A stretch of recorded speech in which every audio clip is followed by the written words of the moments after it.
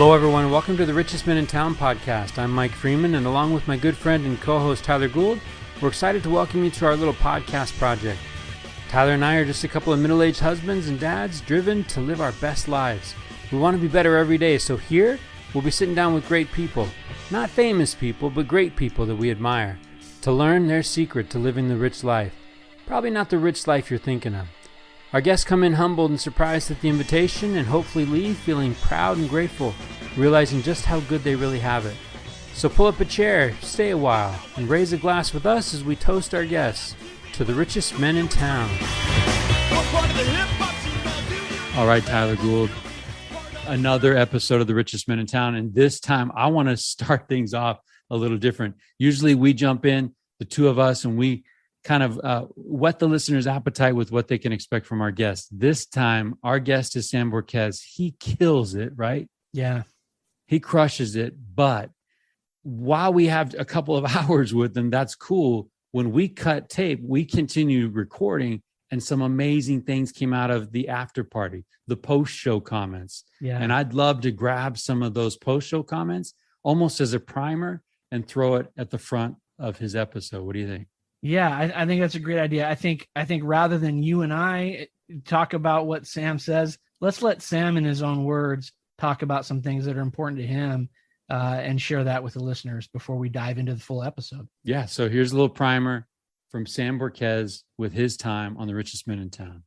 No. We didn't spend any time talking about faith or religion or any of those things, but I spent a lot of my life as a militant atheist. And when I woke up to the fact that that was just not a good life to live, I started paying attention to so many more messages. And that was another point in my life that humbled me a lot, because a lot of the core ideas of how the world revolves was kind of shattered when I was able to look at these words thousands of years old, and people can talk about whether they believe or they don't believe, but people can't convince me that there's no higher power and there's nothing guiding us along the way. And there's nothing out there that makes a decision that we haven't, like, it's impossible to convince me that we are the end all be all on this planet. And so, all right. So I know that was a little out of ordinary for our listeners, and you may be wondering, why we did that. We just feel like that explains so much of what you're about to hear from Sam's life, right?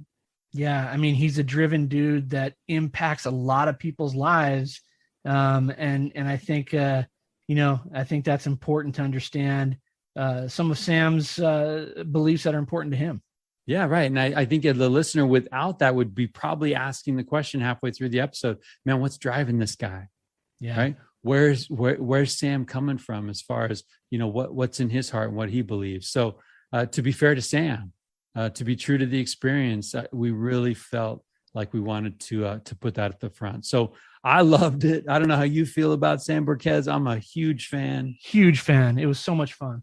Yeah, and I know that our listeners are going to get a ton out of the things that he drops. So, Sam, thank you for your show up. Thank you for the time. To the family, thank you for loaning Sam to us. To Mary's Pizza Shack, thank you for believing in a 16-year-old kid. He turned out all right. To our listeners, enjoy the lessons that you can pick up from your time listening to the path and the journey of Sam Borquez on the Richest Men in Town. So that's where I'm at, man. So I kind of feel like while I'm on this alignment kick, I am going to moleskin it and just give myself a little more space, Now, are you free write? Do you prompt it? Do you free write? Like, what does the journaling look like? I don't write like a self prompt, you know what I mean? Yeah. It's just like stream of consciousness, it's like, what am I thinking? Like what's moving, right? What's moving. Exactly. Yeah, exactly. I kind of, honestly, I sort of go back to the old spirit journal days, where it's just like, what's kicking around, what thoughts are there, what, I taught the Elders Quorum lesson on Sunday, and I taught from lessons from Liberty Jail, Mm-hmm. And, one of the things that I thought was interesting was just this idea of temple experiences in difficult times. And so I kind of took an inventory of challenges. Like I went in the Wayback Machine, and like started picking challenges that are I at least viewed at one point in time as substantial. And then in that process, tried to identify God's hand in those trials, so that was kind of a cool experience. So that's sort of like that's my journaling, it's like, where's my head at? What am I reading? What's, that's what prompts me. Mm-hmm. So are you a list guy? The task and the big three and some of those thoughts from Monk Manual. Yeah, I like that. Yeah, I am a list guy. I do like lists. For me, it's like simplicity, if I can be like these 5 things or these 10 things or whatever. So yeah, I do that a lot. I have a lot of lists throughout my volumes. Yeah, here's the challenge is like I actually think that there's some things on my list that, man, if I did them, yeah, I know, no, 100%, man. Like let's just I'm gonna start using the richest men in town as a vehicle here. Okay. Mm-hmm. Here's how we're gonna do this. Yeah, let's hear We're it. at episode 72. Yeah. Right. The date is September 16th. Feliz Dia de la Independencia para Mexico. Mexico's I thought that was Independence yesterday. Day. Was that yesterday? I think it's the 16th, man. Oh, all right. I thought, yeah. Okay. Yeah. So I like it. I'm going to tell you how much I weigh. Oh, okay. Okay. I'm with you, man. I like and every week, you're going to give me an update? Yes. Oh, snap. Okay. Yeah. Okay. Yeah. We're just going to do this. And I can't remember if it was Jim Rome or Dan Patrick, but like when callers called in, they would give their height and their weight. Beefy. Right? One of those deals. I'm 5'4", 260. Beefy. Right. Is that DP or is that that was DP for sure. All right, so I don't need the sidebar and I don't need the comments. Okay, right? No commentary. I don't need the BMI. Okay. And I don't need you online cranking out the BMI index because I hate that thing. Yeah, Right? It's I hate that thing. So, totally inaccurate anyway. So false science. But I'm watching your freaking face, all right? I'm watching your face when I drop this number. Hold on. All right, go for it. All right, let's go. Mike Freeman, 5'11" and 3/4, 240.2. Okay. I got some work to do. I'm going to throw that out there. All right. What I really appreciated was that you went 5'11" and 3/4. Oh yeah. I like it. You know. 6 foot in cleats. For certain. Right? Yeah, maybe like on the muddy game day cleats. Yeah. Right. Yeah. Yeah. All right. So yeah, you gotta update the media guide when I wear those cleats. Yeah, absolutely. Right? It's like Russell Wilson. Yeah. So I'm coming in at 240.2. Okay. All right. I am having some problems with the fork, but 8 consecutive weekdays at the Y. That's fantastic, man. Let's go, right? Let's Good go. for you, man. So here's what we're gonna do. I'm also gonna give you one undone thing that by the next time I get together with you, we'll be done. Okay, like I feel like this amount of peer pressure to participate in this since I mean, did you want to drop some digits? I don't really want to. You know what I mean? Yeah, I don't know, man. It's a vulnerable space, right? It is a vulnerable space. And I don't know that Ireland wants to hear this. You know what I mean? Hey, by the way, yeah, Germany has passed Ireland as the number 2 on the map. 56 countries we're in, brother. 56 countries. Germany just recently, something's going on in Germany now. Things are moving inside of people. And we're big, right? We're big. We're huge. We're right up there with Lederhosen, I think. Yeah. And I don't know what it is about our content, but we are landing in places of heavy alcohol consumption. Yeah. Well, I would think that it would make our show a little bit more enjoyable. Maybe. I can't say for sure, but I'm feeling like that might be the case. That might be the case. It might be like, hey, these guys are really good after a couple of dark ones. Yeah. I mean, when it's like a drinking game, right? There's some drinking game involved. Okay, here's my one thing that's undone, and it's so embarrassing. It's so embarrassing. Here's the beautiful thing. I don't know where the Goulds are at. I don't know where you and Ricky are at, but Kelly doesn't listen to the show. Yeah, I don't think Ricky does either. So this is actually creating a really safe place for me, right? I can pretty much say some things, and until we go somewhere, maybe a date night with another couple, or we land in church somewhere on a Sunday. Maybe somebody's like, "Hey, did you hear what Mike said on the show about your favorite sweatpants?" I don't know. So here's where I'm at. My daughter's been in Philly for over 7 months now. Okay. I thought in my mind I would write her a letter per month. One a month. Yeah. I'm still working on the first one, brother. The first. How long has she been out now? 7 months. Right. And I thought it'd be kind of fun to like compile them and put them in a book that she can have. Right. Well, at this point, you don't need a book. Right. You need like an envelope. Here's that letter I was working on. And it would be like, hey, open when you're sad, right? Open when you want to be better, right? I was just reading our list of right. Together. Yeah. Another list. Yeah. Good stuff. I've got a package. We're working on a package going out to Sister Freeman. All right. And I'm going to commit this week. That letter is going to be dropped in that package. Okay. That is my one thing undone. 240.2, my one thing undone, letter to Grace. Okay. Boom. Okay. I like it. Yeah. You check me on that next time. I will. Hold on. I got to make a note here. I got letter to Grace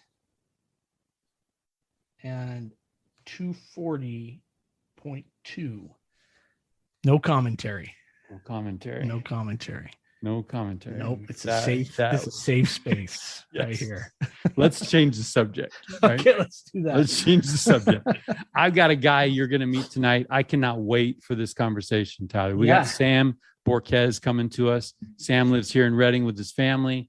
I met him through school. I worked at the school where his kids went. I started hearing some things about his story, about his journey. Started thinking, hey, maybe this guy is somebody I want to meet.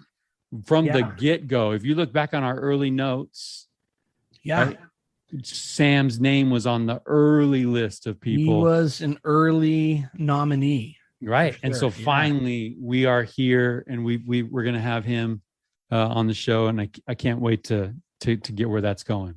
Yeah, I'm excited, man. We had a good pre-show call with him this week, and just a few minutes. Those are really short and really brief, but he had some things to say that I think are going to be fun to explore tonight.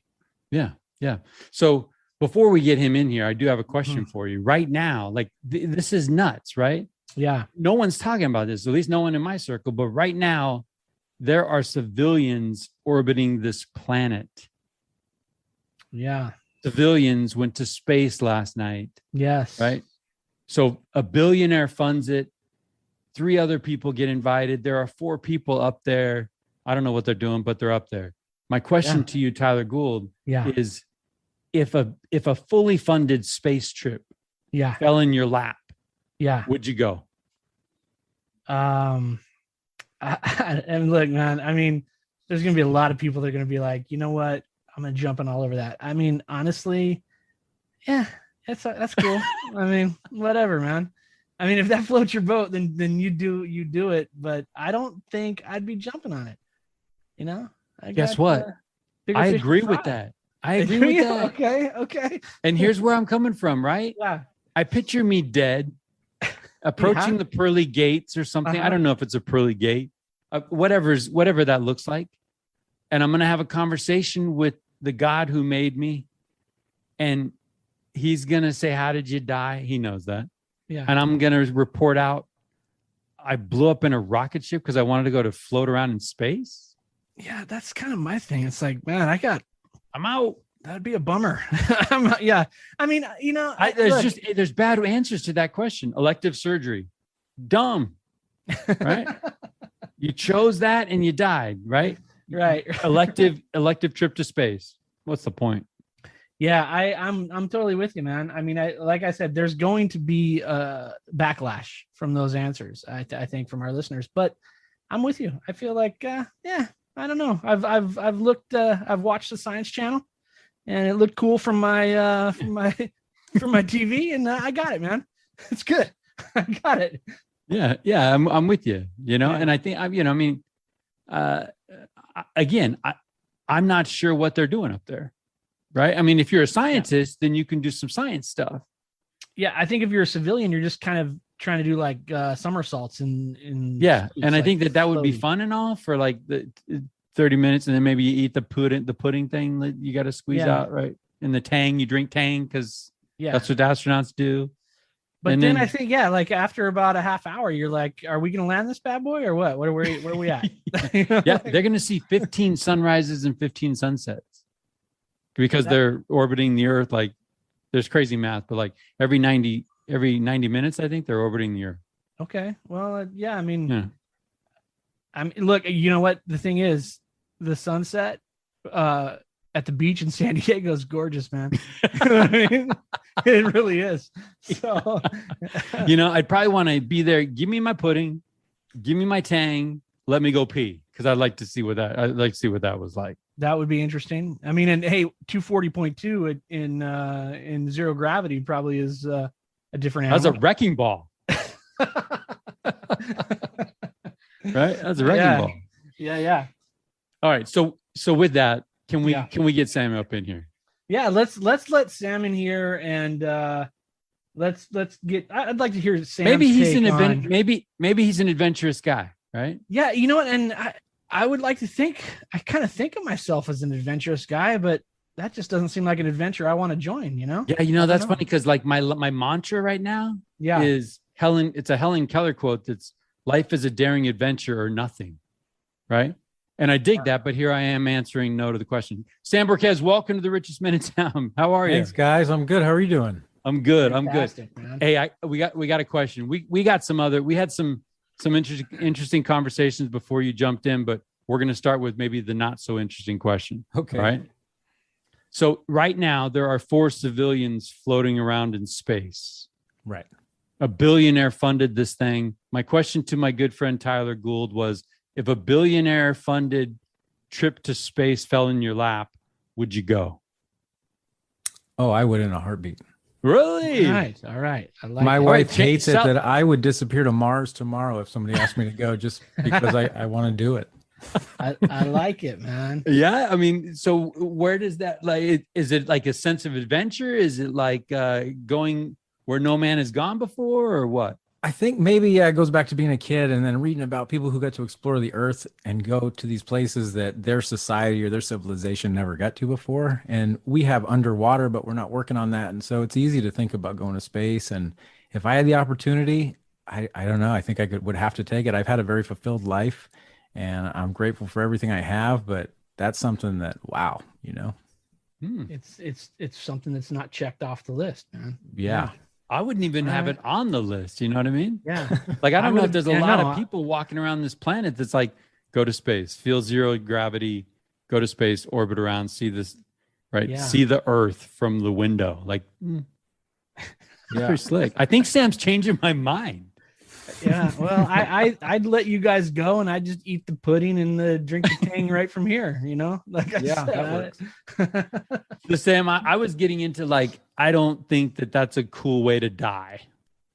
Well, it's so cool. It's cold out there, right? But cool. I don't know. Like, That's pretty unique. I've seen Gravity in space is pretty rough, Yeah. It can be, you hit a pebble or something and stuff happens. Have you seen Ad Astra with Tommy Lee Jones and Brad Pitt? No. I have not. That's a pretty slow moving space movie, but it's got a really good story. It's got a father and son story in it, but that's some bleak space stuff if you want to check out how space can be bleak. Okay.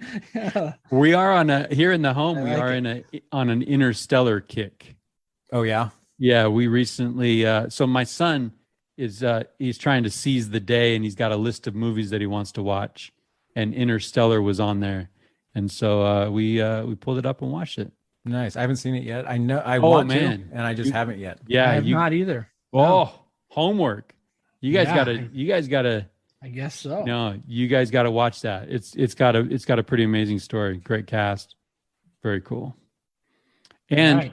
here's full disclosure, like way vulnerable, Sam. We just watched The Matrix for the first time. Oh wow.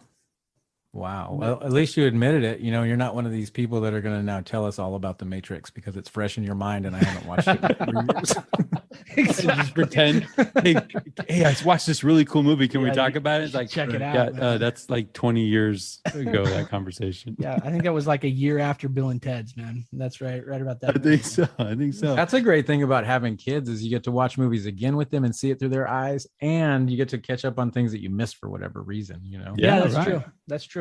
Right. So we did get in, we kind of geeked out on journaling, Sam. I don't know if you're a journaling guy do you? Yeah. All right. Can we talk a little bit about that routine and pattern? We were talking a little bit about some of the things that we do. I'm a moleskin guy. We both have experimented with the Monk Manual. We had Monk Manual, Stephen Lawson, right? Steve Lawson, yeah. We had him as the founder of Monk Manual. We had him on the show. We're super into his product. Right now we're through the 90 days and we're trying to kind of make it our own by incorporating some of his principles into our journaling. But I'm always all ears for like morning routine. I can't get enough talking about what that looks like. And what does your journaling habit look like, Sam? So mine is kind of a product of work, I guess. I had a lot of reporting to do back and forth, meaning I had to receive reporting and translate it to the people, you know, ahead of me in the chain. And I had to take reporting from people ahead of me and translate it the other direction. And so every day of my life, I was getting up and I was reading some news in my community and the world. And then I would read the news in my business, you know, the actual business, and then send those back and forth. So when I stopped working, every day was just like, I needed something to do that's normal. And one of the things that I do is I write. And so in the mornings, my wife was getting tired of hearing me talk about the news because I was used to getting up in the morning and taking my daily news. And then as I talked to 15 or 20 people in the course of the morning, I would be able to, you know, talk about the news articles with different people. And so my wife being the only person I came into contact with most of the morning, just got tired of hearing that. And so I just started writing it all down. And at the same time, I was taking philosophy classes. So I was able to take some of the things I was learning that are really hard for me to wrap my brain around, and then just look for them in our world and journal about it and write it in a way that, you know, is in line with what I'm trying to learn. And it would help me learn that stuff. And then also see the world, what we have going on, in a whole new light. So for me, journaling is also therapy. And in the mornings, at night, in the middle of the day, it doesn't matter for me. If I just get something where I can feel it, and I get to something and I write it down. And I write in, you know, I write electronically, so I can just, no matter where I'm at, it'll just, you know, get into my notebook. I like that. But there's something about reading my words the next day or later when my brain's calmed down a little bit and I was worked up over something, and just seeing, you know, the things that we throw, the hyperbole and the BS that we put into our lives. And we aren't even thinking about it. And it's so easy to read it. You know, talking right now, I know I've missed some words that I've said. I won't even remember what I said, but when you write it and you go back and you read it, it's right there in front of you. You can't hide from it. So. Yeah. I kind of like that with outside eyes, right? Remove yourself from the emotion that you were in that moment, and look back, and how sometimes it looks like folly, right? Like you're in it, but like when you're removed from it and you look back, it's like, man, yeah, I'm way exaggerating here. Totally. Like way losing perspective on this issue or this situation that I'm going through in my life. Well, business advice I got a long time ago for emails was when emails were kind of new for our company. Hey man, after you write an email, don't send it. Just walk away for about 20 minutes and then come back and read it again and make sure. Because if you were worked up at all when you wrote that, you probably don't want to send it. And so that kind of turned into journaling. And like I said, all that stuff I do now came from work at some point, you know, where I just put it into my life. Yeah. I like that, man. Well, I heard some words I don't hear very often. It stopped working. Yeah. Yeah. Yeah. How's life? How's life after stopped working? Weird. It's very weird. And it's hard. You know, I retired from my career of 27 years in the food service business. And I retired from that at 43. And so it's hard to put it into words because I don't feel like I'm retired. And at the same time, I don't know what else to say. So when people ask me, what do you do? It's kind of awkward. And now I'm doing a little writing and I'm doing some consulting so I can say those things. But really for me, my wife was I don't know what the word is. She was definitely the one that got us here. And I ask people all the time, what's your dream job? What's your dream job? And when people would ask me, I would joke around and say, to be retired. I'm doing what I need to do right now. And at some point, my wife just laid out Reading to me. And she said, like, you want to retire? Why are we here? We can just check out from the life we're in right now. And we can move to where my sister lives and your friends live. And we can just slow down and raise our boys for the last few years they're home and, you know, be closer to our daughter. She's going to school in Salem. And so we sold our Bay Area life and we moved here. And it's been kind of weird. I didn't expect to retire at 43. It's not like I had some multi-year plan and we kind of, you know, worked through the years. We were in an opportunity where we bought our home that we sold to move here, bottom of the market, and then everything appreciated after the crash. And, you know, we just did okay. And we came here and we had lived within our means before. So when we transitioned here, it's more now about just living a small life when it comes to finances. You know, we have a boat and we go on vacations and we have nice new cars and those types of things, but we've planned for them all, or we've included them from past times in our lives where we were able to take some of the equity from that life, you know, and bring it in to this life financially and carry it over into things we do every day. And I think you guys know, going to work every day and commuting and buying the clothes you have to buy and the equipment you have to buy, it all adds up. And so our life went from about, depending on the calculation, around, it could be $70,000 to $90,000 a year when we were living in the Bay Area. And now we can get by happy at 25, 26,000. You know, it's not as hard as people think, but we're in a special situation because we have no mortgage and we have no car loans and we have no credit card debt. And so we really just do save up for the things we need and buy them, or, you know, go into savings and pull it out and do that. It's not like we have all of the bills that everybody else has. Yeah, I like that. I like that living small, right? Small life. Yeah. Hey, talk to me about kids. So ages, names, let's get that breakdown. The boys are Brian and Jackson, and my daughter's Alexis. The boys are 16 and our daughter's 22. They're all amazing kids in their own way, and they're all so different. Our daughter's a second-year law student. She's only 22. Nice. Yeah. That's awesome. It's pretty overwhelming because my wife and I, neither of us are students, you know, and so for our daughter to take on a career like that it's a really big deal. And she doesn't see it. To her, it's just the natural progression of life. And then, we're going to come back to that. I'll put a pin in that one. Okay. And then, our boys, we have Brian and Jackson is a lot of personality and definitely somebody who wants to be in charge of things. And you can see that kind of stuff in his personality. Right now, his career choice is he wants to be a cruise director on a cruise ship.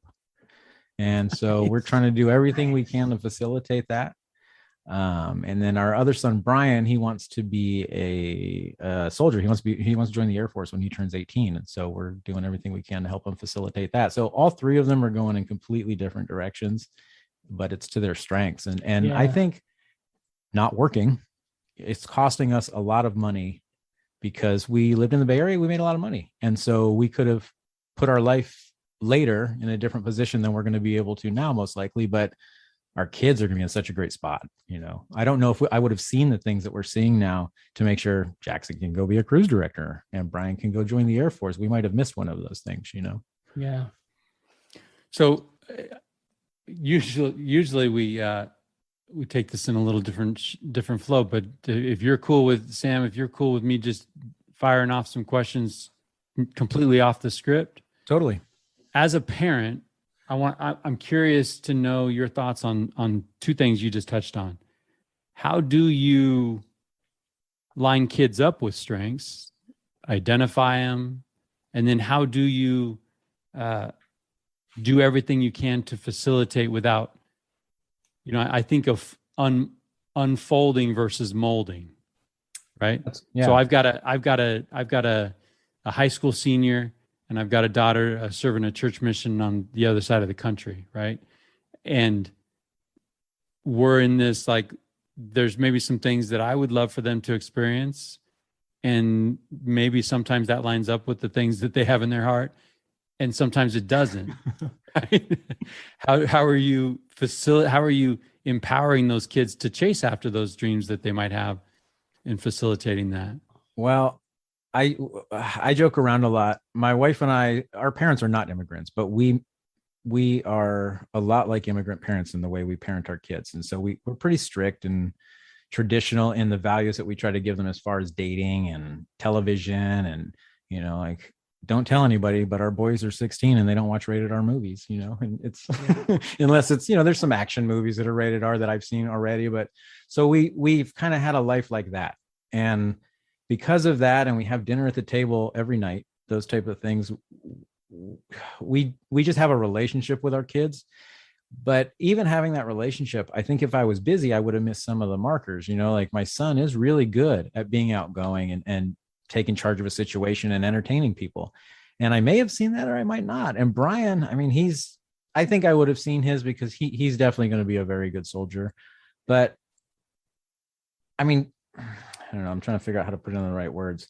I guess how do I identify it would be just spending time with them, and making sure that I'm listening to what they're trying to say to me, not what I'm trying to hear, because I relate a lot with what you said about, I guess, like, living vicariously a little bit through the kids. I'm paraphrasing a little bit, but, kind of living out my dreams. And I'm like, I would love to be a lawyer, but I am not the student my daughter is. I could never do it. So it's awesome that she's doing that. Right. And I think I can talk a lot and I have a good personality, but man, I don't know if I could be a cruise director. And one of my life goals forever was, as a kid, was to be a soldier, and it just didn't work out for me. And so forever, that's going to be something I wanted to do, And so I guess finding out how my kids are living a life I wasn't able to live, that would be exciting to me. That helps motivate me to just keep wanting to ask more questions and find out what they're really into, because my daughter wants to be a lawyer. I would want to be a litigator. She doesn't want to be a litigator, So just learning those things about her personality would have never happened if I was leading the way rather than following behind her to see what I can figure out,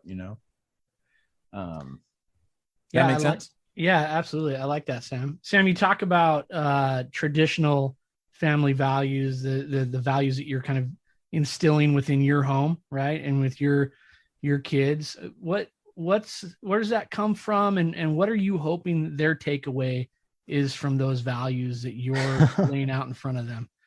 That's a hard one. So their takeaways, I hope they take away that I was trying to provide them with the opportunity to mature before they were exposed to things they really just, more than anything, didn't need to put into the equation. There's so many things that we expose our kids to that we can't help, but I think I can help the media content and the way that they socialize with their friends, not dominate it or take control of it, but just help, And so, I'm sorry, can you repeat that question again? Because there was two parts to it.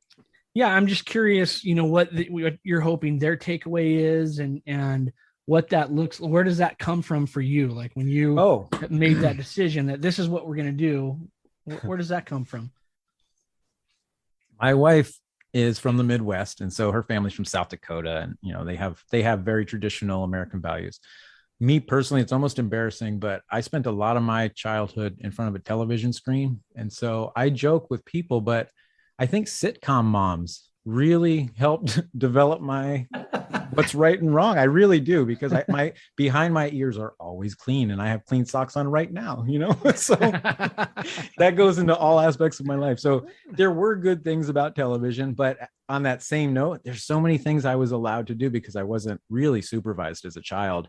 And I was exposed to so many things as a kid that today would get people, like they would get children taken out of homes. And it wasn't that my parents were abusive or, I didn't have drug addicts in my bedroom with me or any of those things, but just some of the ways I was unsupervised is kind of makes me scratch my head now. And so I'm aware of what can happen when you just leave children to wander around and, grow into their own and that kind of thing. Right. There needs to be a balance somewhere. There needs to be a give and take on that. Yeah. I think of the intentional effort that's required. I mean, living in a 2021 world with children the age of your children, the fact that you're eating dinner at the table every night is a monumental lift. Like in my mind, that's the amount of intentional effort that requires. And for you, it's probably nothing because it's a habit. And for me, that really is a television thing, because I ate dinner in front of the TV plenty of nights, you know? Yeah. Interesting. I love that though. I think it's important, right? Because, it's that sort of left to your own devices, what do you, latchkey. Right. Yeah. Right. What are you going to end up doing? And hopefully you make the right choices, but without that guidance, I think that's important. I commend you for that. That's great. Man. Well, and I've probably said this before, but Harvard can back me up on this. The single greatest indicator for academic success is not socioeconomic status of the parents. It's not level of college attained by the parents. It's the frequency they eat at the dinner table together. Right. So you think of those little things that confound the wise. You think of the silver bullets to a lot of our society problems. The family dinner table might just be one of those things. That's a scary. I mean, my kids are toast, man. At this point, you know what I mean? Because typically we're standing around the table eating on our way out to a practice somewhere. You know what I mean? Sam did touch on the magic that does happen whether it's the dinner table or magic does happen when you invest time in a kid. Oh, 100%. Yeah. Right? Oh, there's a program that I never get to take advantage of. Well, once I got to go to one of the dinners, but there was a program in Sonoma County ran by Voices, and they help at-risk youth 16 to 24. So that's a plug for them. They are an incredible organization. And one of the programs they had was dinner. And it's because a lot of the kids in that age group in that program, they didn't ever sit at a table with a family and have a dinner. And so to be able to sit at a table and just have that camaraderie, but then have adults that they can ask questions to and just have that dinner atmosphere, that for me drove home like, whoo, this is why we do this. This is why we eat very cool, dinner at our home every night. But some of those kids don't know how to grocery shop, or, a lot of people will see homeless kids, 18-year-olds, 20-year-olds, and think like, why don't they just go get a job? Some of them literally were just never shown. And it was such a contrast to the way I was raising my kids at the time of my life. It just woke me up, Well, in 27 years in the food service, the magic of food. Oh yeah. People are eating and they're happy. They get quiet. Everybody's mad, screaming, then food comes out, everybody just quiets down. Yeah, I love that. Hey, so Sam, when the invitation comes out, when I reach out to you and say, hey, I got this podcast called Richest Men in Town, and I want you to be a guest, what thoughts run through your head? First thought was probably, I don't remember exactly, it was probably something like, man, they must really need some people. Well, that's sort of true, Sam, but in all reality, I was really humbled because in my previous life, living in Sonoma County, I had a big network that I just built up a bunch of networks, over the years of doing business in that community. And it was several towns, so it just wasn't one. So I would be, I guess, not expecting it, but I would definitely not be surprised. But in Shasta County, I really haven't done much in the community. So I was humbled. It was really pretty cool to be asked. Well, we're super excited that you're here, and we're excited to kind of get into what makes you and share some of that with our listeners. I'm curious if maybe we can back it up a little bit. You've touched a little bit on your childhood and kind of growing up. Can you talk to us a little bit about that and what that looked like as a young person and your family makeup? So my biological mom and dad got together really young. And if you do the math, you can figure out that I wasn't a planned child. And so my dad joined the Air Force right away and went to boot camp. And around 2, we moved to California from Arizona. And at that time, so my mom's family, they're Irish, and my dad's family is Mexican. And my mom's family comes from New England, and they are pretty much nomadic people. They just kind of meandered up and down and all around. So we never really had, some people have generational heritage where they were in this community for a long time. And so I moved around a lot. And then on top of it, my dad was in the Air Force. And so the beginning of my life, I definitely moved around a lot. And in fourth grade, I was in 5 schools. So, that's how much I jumped around. Yeah. And so those things, like, those aren't child abuse. There's nothing traumatic, outside of just having to learn to talk on my feet and that kind of thing. But my dad, so we moved to California, and then shortly after, he took an assignment and went to England, and he was in the Air Force. So he was there for a couple of years.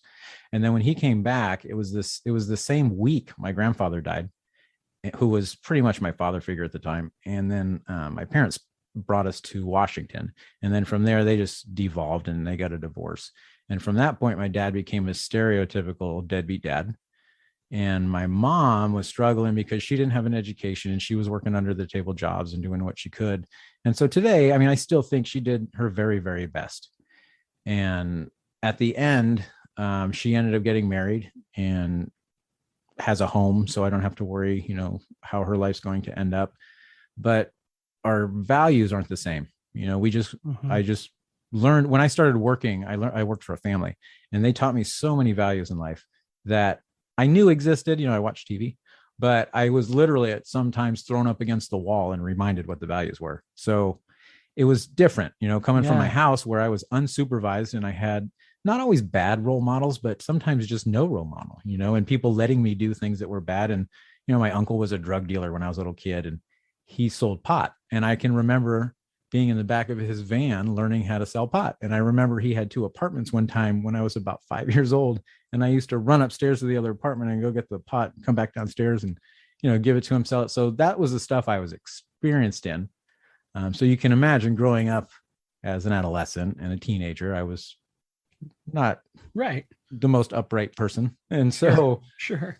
When I started working, it was because I just didn't like my home life. And it wasn't even bad feelings, because by then I had gotten over the fact that my dad was a deadbeat dad.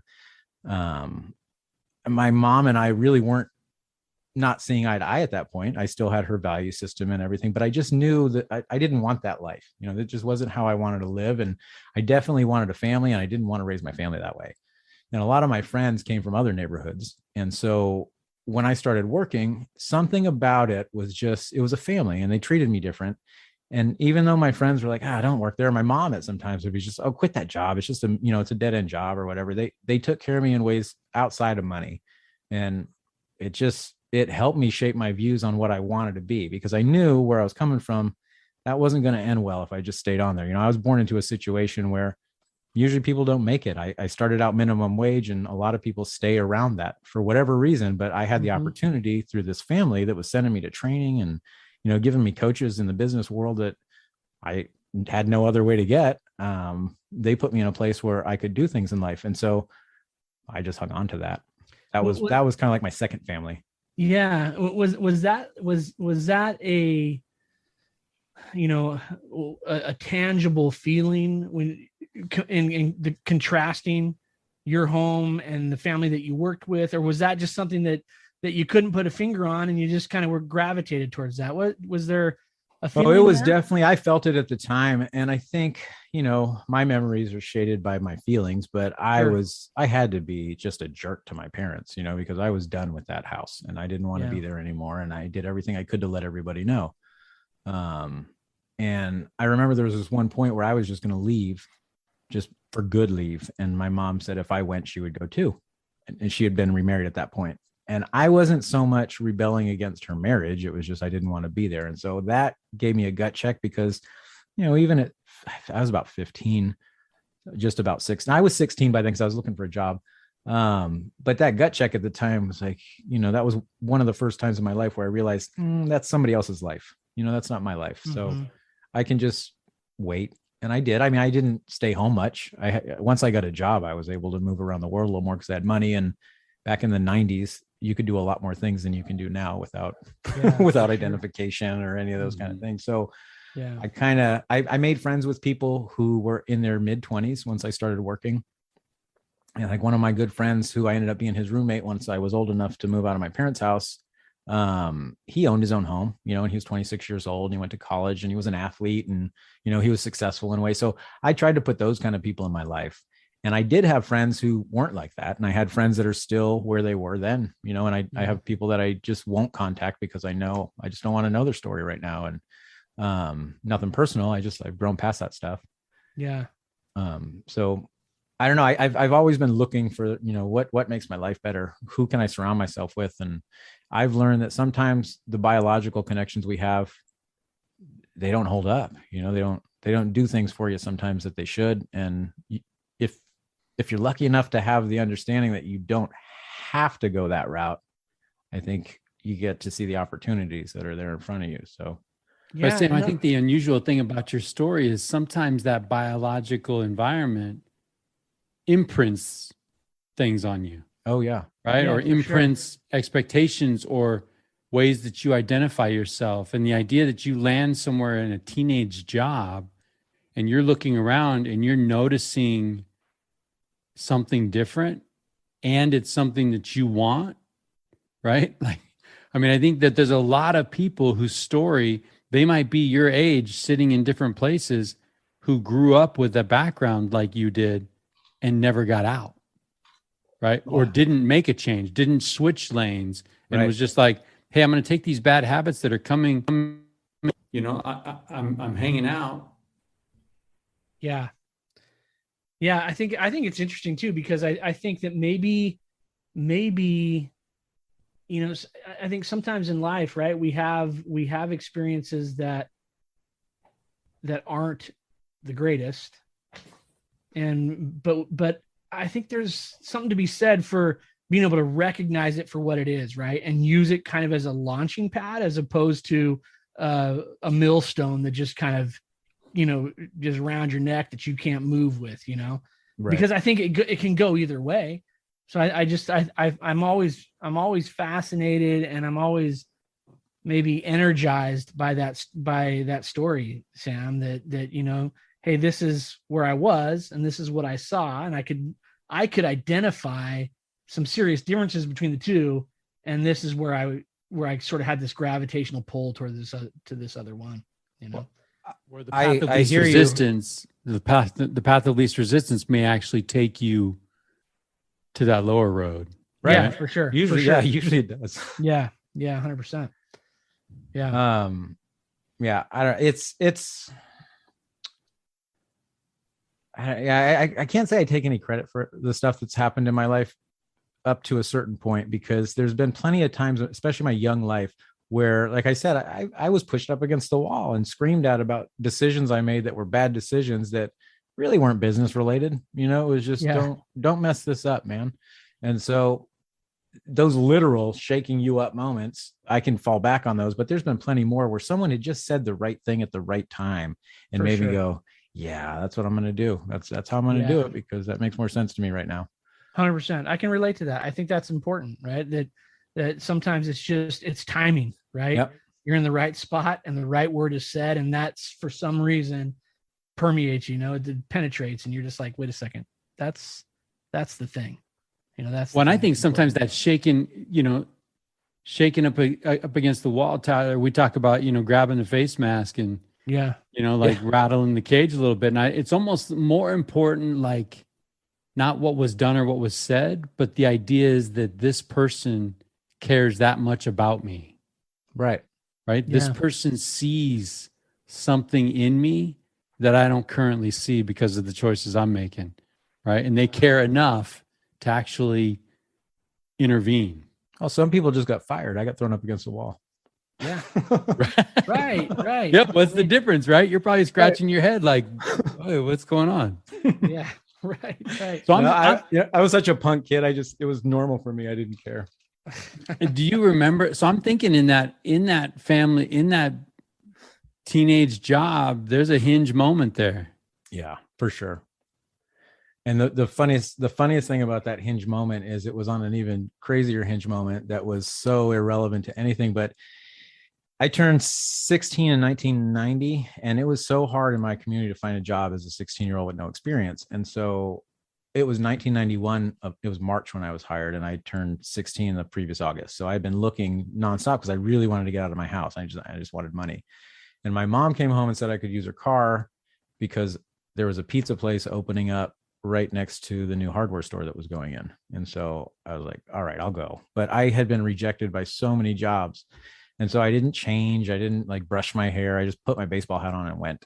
And I really think because of the guys that were opening it, they were jocks and they were just total frat boy jocks. And I showed up in a car. I was driving and I had a baseball hat on. And I think I really, really to this day think that's what got me hired.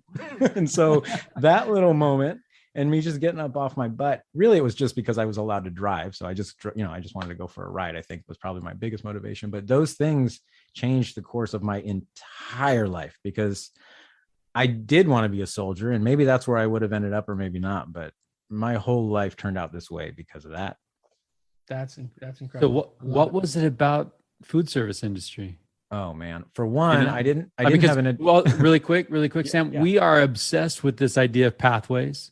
Tyler and I, in our conversations, some people land in a place and they plant themselves for 30 years.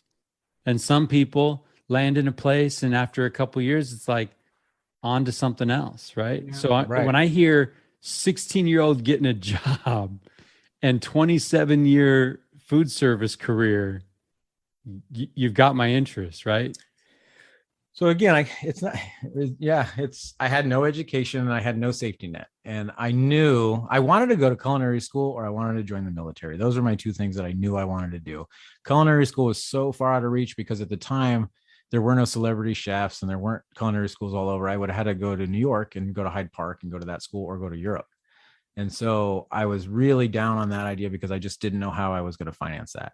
And I also understood at that time, because of television, that one way to step up your social stature in society is to join the military and you serve your country and you come out and you have more. You just have more available to you for people that had nothing before.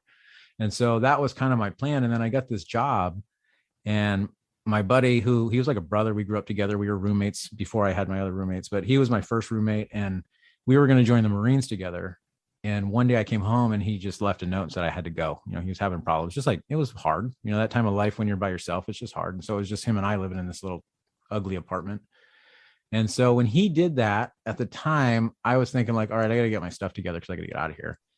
And instead I just leaned into the job and it was a family that was taking care of me and I felt it. And every time, I would do something worthy enough, I would get a little recognition out of it, which was fine. But more than that, I would get more training.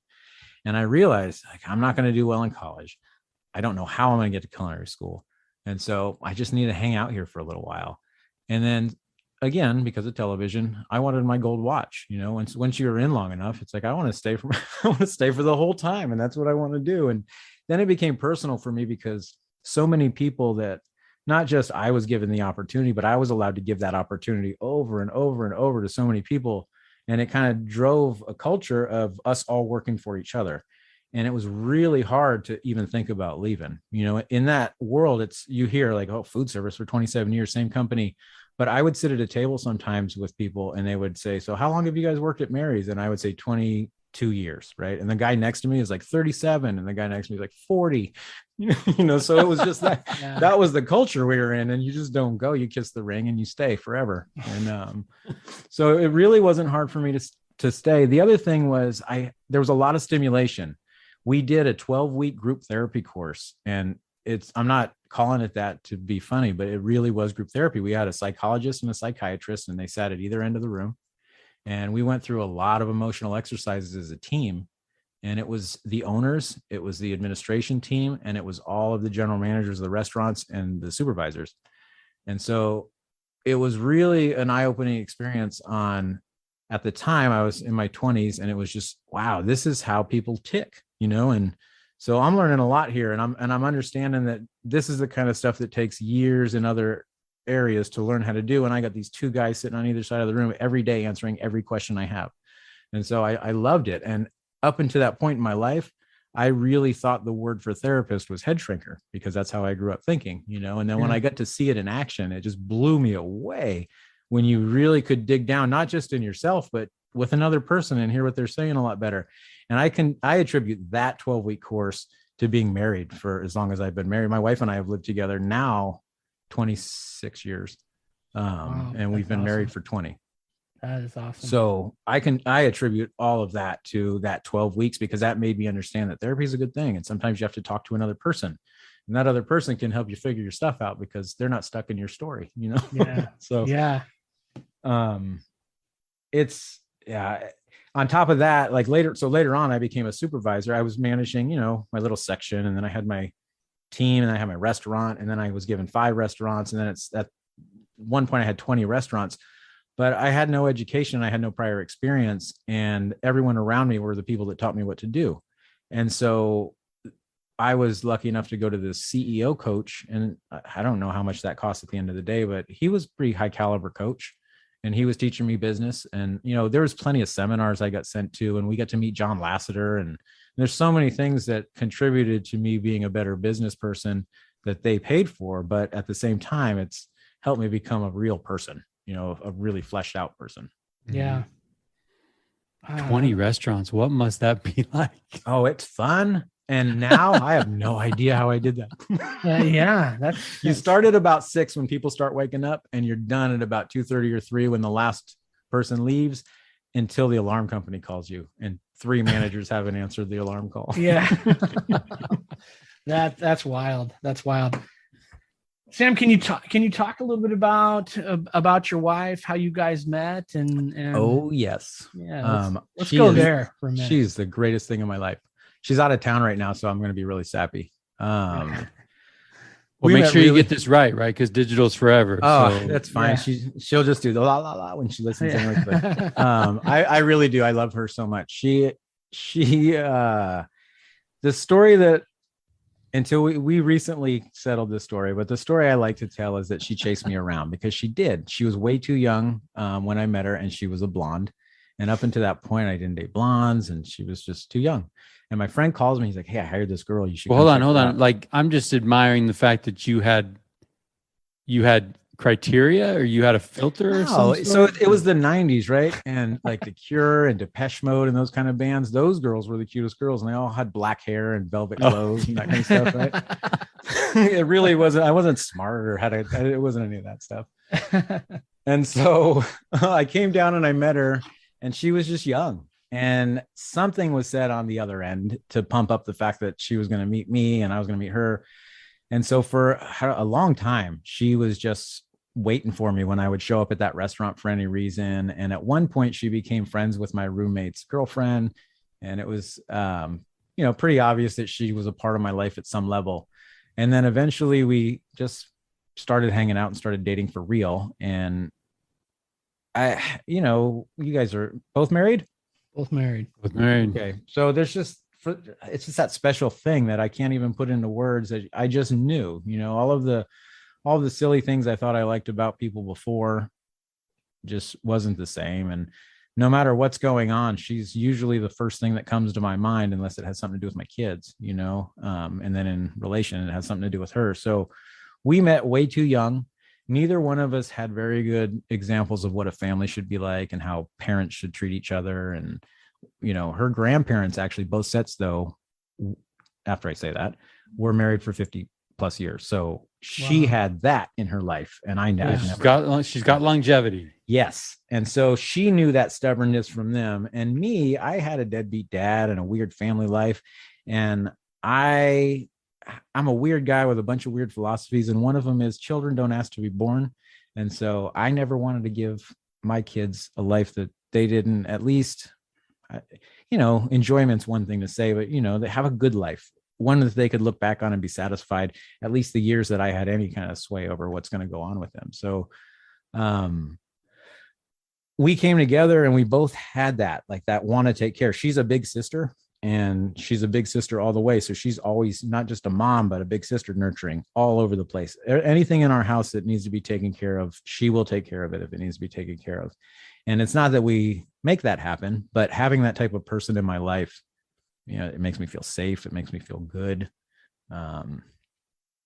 And now we've been together so long, it's a badge of honor, to walk around and when people, how long have you guys been together? Wow. I haven't even been alive that long, So yeah. When I started getting questions from young girls, so being a manager in a restaurant, you work with a lot of teenage and then early 20 girls. And so when I started getting questions from young girls about, hey, I'm having problems with my boyfriend, how do you talk to your wife? Like, something clicked in my head and it made me feel good. Like, oh man, I'm one of those guys. Like I'm a guy that people are going to go to about relationship advice and, and in that world, there's so many sleazy guys, and I love some of these sleazy guys, but they're always trying to figure out the angle on how to date a girl or do that thing.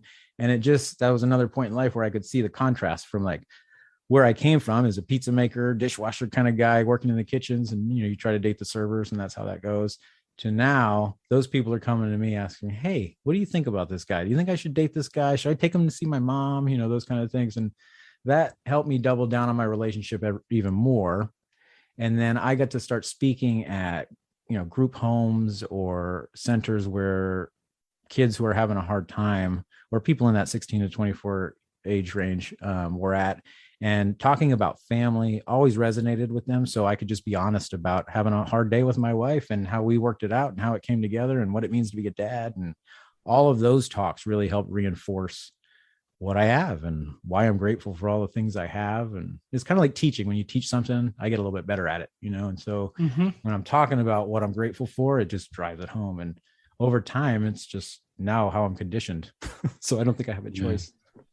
Well, what advice do you have for your kids as they, your daughter's getting ready to become a lawyer, your son's going to be on a cruise ship, and your other son's going to be in the Air Force.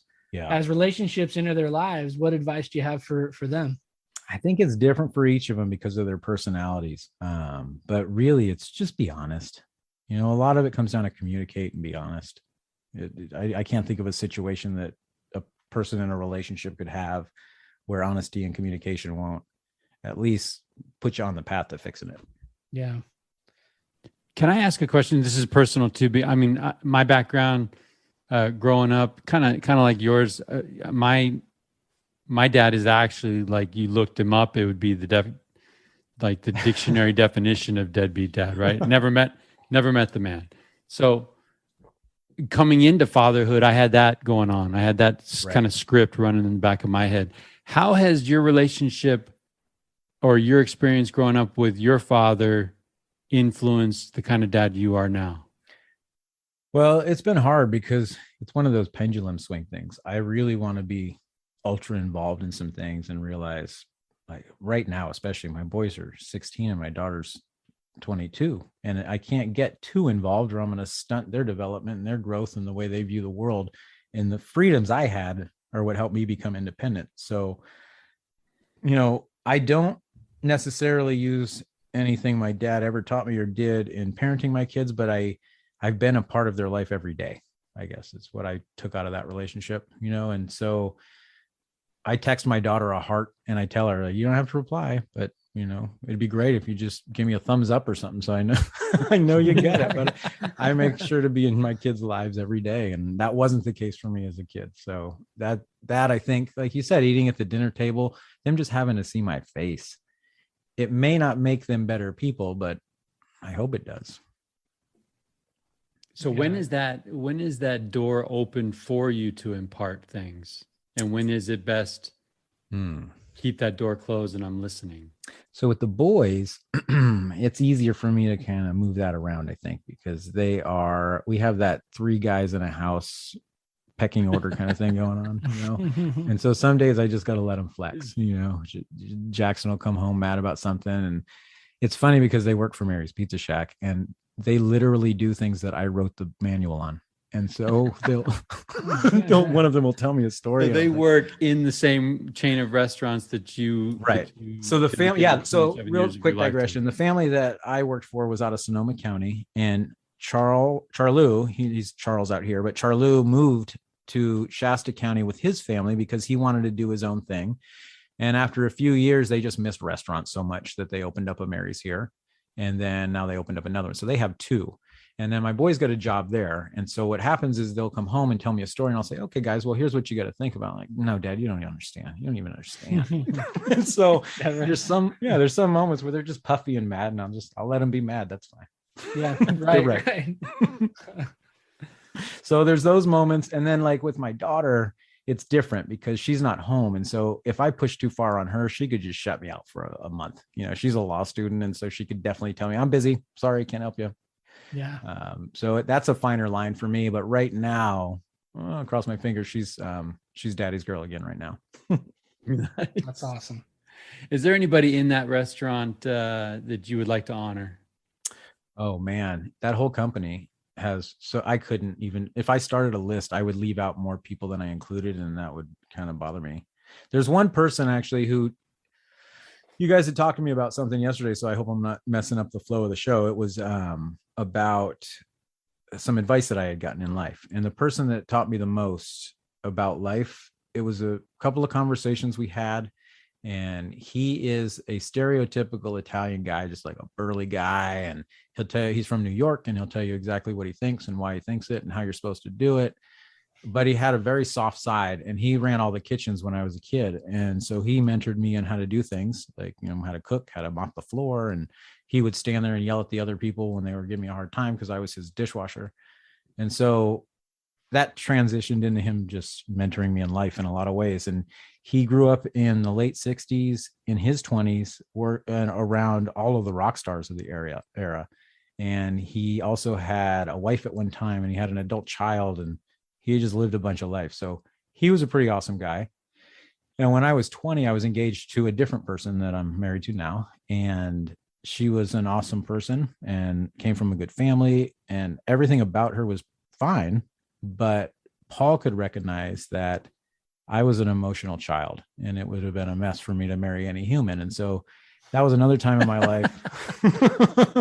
That was another time in my life where I got a gut check about, wow, this is somebody else's life. You should think about this a little bit more. This isn't just you being dumb. And so his advice was think it through. And he didn't necessarily say it in one line and just dump it on me, but it was, you got to think life through. And his life revolved around turning an adult at 27, because some people he knew died when they were 27. And that became a bigger thing in his life than, I think I'll ever understand. But he used to caution me to not make any life altering decisions until I was 27. And so thinking it through, kind of something I use every day now. And some of the things that he talked to me about when it was in those conversations was, in order to think it through, sometimes you don't know what you're thinking. And so you have to ask for help. And a third person can always give you a perspective that you don't have. Even if you don't like it, it could help you think of things that you're not thinking of. And then the final piece of that was accept the help, don't just ask people for help. And then, yeah. And then do the thing you were going to do anyway. If you're thinking about something to the point where you need to ask for help, maybe you should accept that help and try it out. So he was an awesome guy. He really, when I was a kid, I used to romanticize mob movies, and he just reminded me of a guy from a movie, and he would talk to me that way and he'd take care of me that way. And I just felt part of the group, but he was a father figure, and he was an awesome, awesome guy with a lot of wisdom and a lot of experience. And, he teaching me to think it through was a very good lesson that I carry. I use it today. I tell that to my boys probably 3 times a day. Think it through, guys. Sam, you've talked about, you mentioned a couple different times about the opportunities to speak in, in group homes and some other venues. Can you talk about where that comes about and how that came about and what your passion is for that?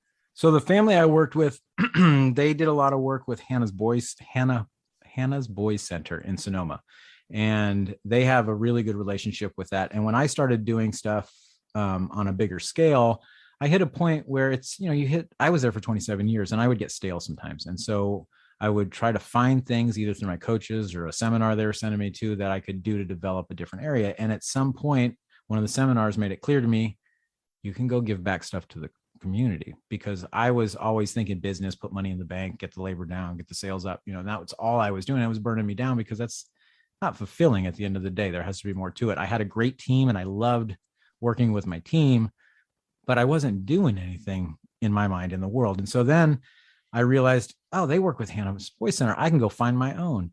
And at the same time, we were bringing into our lives one of our sons. And so one of our sons is adopted, and he was in foster care when I met him, and I had no idea. I'm going to digress a little bit. So I in kindergarten, when Jackson was in kindergarten, Brian was in his class, and I had no idea. But the very first day of school, I had to turn some paperwork in, and the teacher said, "Hey, Brian, you're the star student today. Can you take Jackson's dad up to the office?" So he brought me up to the office and I heard all about his day and what he's going to do later and all those things that 5-year-old will tell you or 6-year-old will tell you. And then every time I dropped Jackson off in the morning, I would get to look at Brian's artwork and I would get to learn how to wash my hands because they learned the day before, whatever that was, you know? And so kindergarten ended and first grade, he went to another school and I didn't think about it. And then second grade, we were doing a remodel on one of the restaurants and there was a group of kids in there and they were from, I don't remember what school they were from. They were from a different school. And so I started talking about Jackson School and, hey, anybody ever heard of that school? And one of the kids came forward. He's like, I used to go there. And then I'm like, oh, Brian. And so we started talking and I sat down with them while they were eating. I'm like, hey, buddy, you should come over and hang out with Jackson. He's like, oh, I'm in foster care. Like, oh, man, that's crazy. And so I called my wife. I'm like, hey, remember Brian? Brian's in foster care. And so I think my wife says today that she knew at that phone call, like she knew, like, okay, this is what we're doing. Like, we're going to figure this out.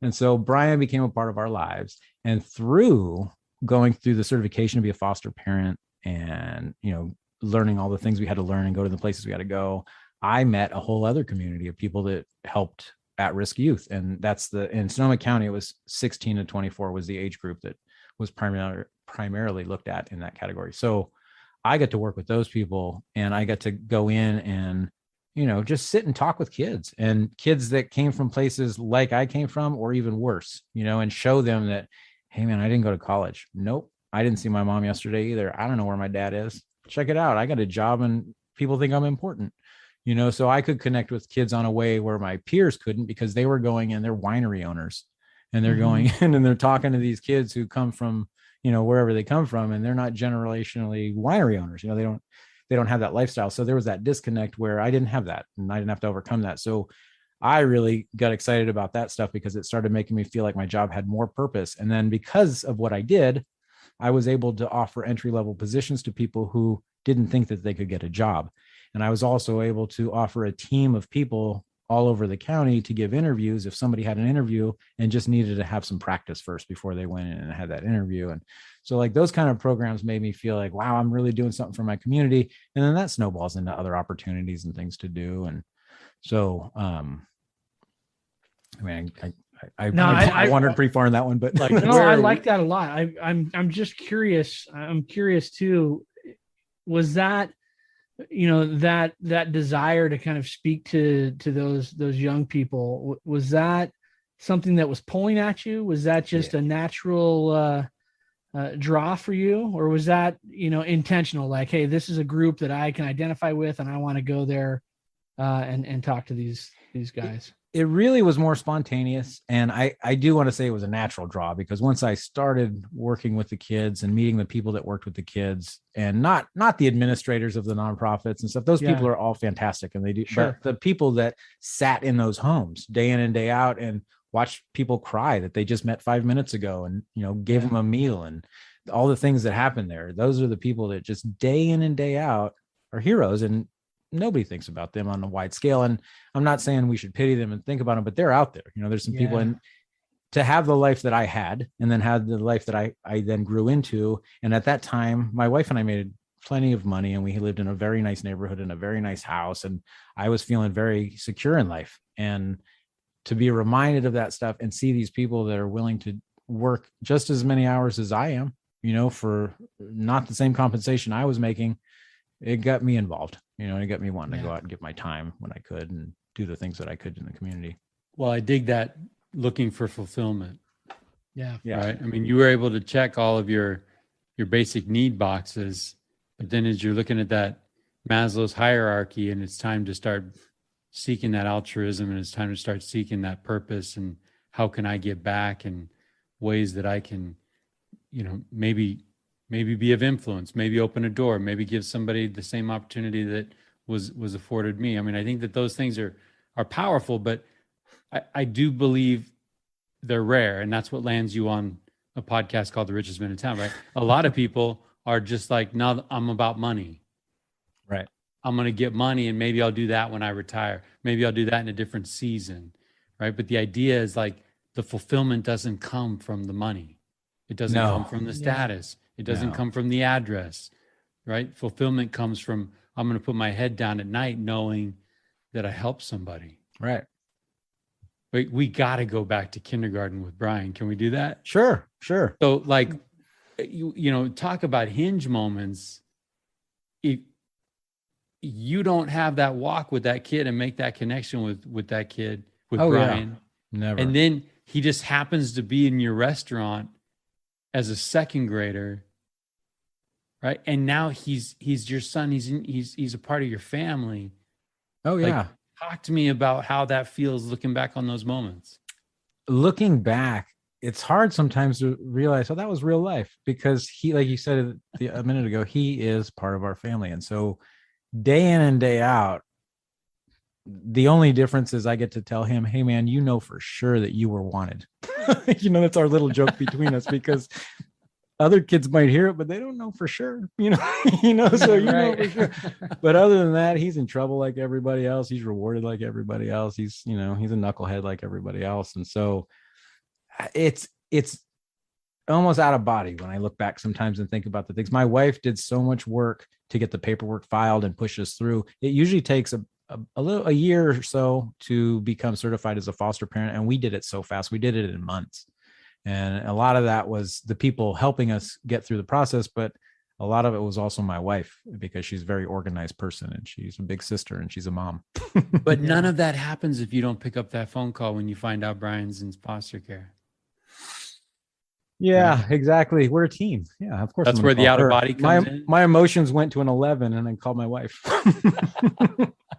Well, I think too, it's like, I'm just, I'm listening to you talk about, your experiences growing up and, some of the people that entered your life and had an impact. And then I just see you sort of like recreating that, you've had people put in your life that have impacted your trajectory on one level or another. And then here you are, talking to a second grader or whatever, and having that conversation and still, right. I think that's important, right? You talk about out of body experience. I think maybe sometimes all of us should take a step out for a second and look back and just kind of connect how the, those things come together, that for sure people enter our lives, they impact us. And then, I don't think that Sam Borquez was out wandering around going, dude, I'm going to find somebody to impact today. It was just an organic, I had an experience, boom, here it is. I'm having another with someone else. I love that. I love that. But I think of, we talk about remembering all the time, Tyler. And I think that I saw this video clip the other day, and they were talking about, the example was a guy was a mountain climber, and one day his belayer saved his life. Straight up saved his life. He went through a couple of different clips in the rocks, and the belayer was the only thing to save him. And the question was asked, how do you thank a guy like that for doing something like that? And the mountain climber said, you can never thank him enough. The only thing you can possibly do is always remember him. Right. And I think that, Sam, last night in the pre-show, tonight, you've talked about gratitude and the importance of being grateful, but watching how you're living your life, that's demonstrating the gratitude, right? Yeah. That's demonstrating the gratefulness. That's saying, hey, I remember what you did for me as a 16-year-old punk kid, and I'm going to somehow live my life always remembering that and trying to pay it forward. Yeah, totally. And I dig that. Totally. Yeah, that's important. So Sam, I want to, if we can, I know that, living in Sonoma, you've lived through some stuff. There was fires in that area. And then you come to Shasta County and experience some other things. Sam, can we go to that? Can we go to let's can we go to October 2017? So Tubbs Fire took 5,900 homes out of Santa Rosa. We lived in Santa Rosa, and we lived right behind where the fire camp was. So we were pretty protected. There was water tanks and plenty of defensible space, and all of the resources were within 200-300 yards of my house. So I felt safe where I was, but I had just resigned from a 27-year career, and the people were family. And when things were going weird, I was getting phone calls from managers because they didn't know who else to call because they couldn't get answers on some things they needed. And so I was answering calls I probably shouldn't have answered and making decisions when I shouldn't have made decisions. But I got so wrapped up in that fire that my wife had no idea. She was out in Reading at that time. Our house was in escrow when the fire started. And so our house was in escrow. She was out in Reading because she was on the team that opened up the Sheraton here. And that's one of the things that moved us here. She was really excited about working with them as a nonprofit. And so she moved a good 3 weeks, I think, before I came out, and I was wrapping up the house, and then that fire started. And so I was on my computer nonstop because I still had internet connection and power. And so I was, telling people where the fire lines were and where they could go for evacuation. And I had never experienced wildfire. Now I'm not going to say I'm an expert at all, but I definitely have some experience with wildfire. And so at the time I was so freaked out because of all my people. And that's how I felt. These are my people and there's nobody taking care of my people. So I was wrapped up in that. And then we came here and they were left to deal with the business in a community that had to deal with all the closures and the fires and all the things that people disjointed and all over the place. And I was living a happy life. I had bought 5 acres in the country and I had a tractor and a chainsaw and I was running around, having my fun, but I was so guilty. And then 8 months later, we had the car fire. And I remember when that one went down, it was funny moving here because I was more cautious about fire than the people I knew here. And I was talking to my brother-in-law and he's just like, man, it's okay. It's fine. And my nephew was out by Whiskeytown at a school, at a summer program for school. And I saw some of the planes flying over and a helicopter go over and I started smelling things. I'm like, okay, where's Paxton? I started getting nervous. I'm like, it's fine. Meanwhile, they are freaking out and they're going to go get him and all that kind of stuff. But I thought they're just like, no, don't worry about it. And so I was pretty sure we're going to be fine because I've been clearing my property and I have my chainsaw and my hose. I'm going to be great. And my house was made of tinder and kindling. And so I was getting it wet and doing all the things that people tell you could do. Right. And I was doing all those silly things. And I was walking my dog and looked up on the hill and could see the fire just like coming up on the hill. And we had a travel trailer at the time. And so I woke Tess up and I just said, we got to go. We got to load some stuff in the trailer and we just got to go. And so we did it. We were lucky. It was like 2 a.m. and we had a few hours to load everything into the trailer that we wanted to take. And we left. And I left my trailer at a friend's house and we went to Sonoma County. And then we found out that we had lost our house. And so at that moment, like leading up to that moment, I was a wreck. I was just nervous. People talk about PTSD around the fires, and I don't know if everyone takes that serious or not, but it's some serious trauma when not even losing your house, when you go through something and you have a situation that's out of your control. I didn't lose anything in Santa Rosa, but that was so traumatic for me. And we were in traffic on Farmers Lane in Santa Rosa. And my wife was on the phone with her sister who had a friend in the fire department and went to our property and just said, it's total loss. Everything's gone.